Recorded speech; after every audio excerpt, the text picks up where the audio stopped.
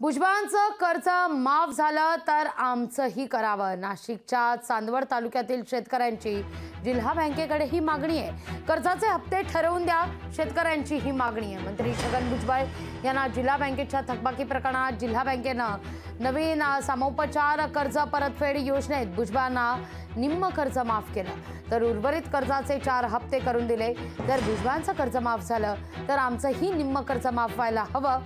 आम्हाला पण कर्जाचे हप्ते ठरवून द्या, म्हणजे आम्हाला कर्ज भरता येईल, अशी मागणी शेतकऱ्यांनी जिल्हा बँकेकडे केलेली आहे।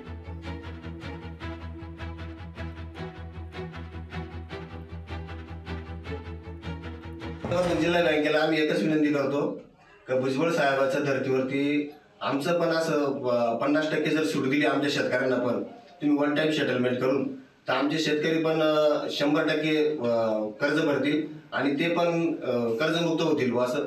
आणि यावर्षी दुष्काळ असल्यामुळं शेतकऱ्यांना या गोष्टीची खूप गरज आहे। तुम्ही जर एक कंपनीवाल्याचं करू शकता तर तुम्हाला शेतकऱ्याचं करायला काय अडचण आहे असं, ही आमची कळकळीची विनंती। आमच्या या अर्जाची दखल जिल्हा बँकेने घ्यावा अशी आमच्यावरी सर्व शेतकऱ्यांच्या वतीने विनंती।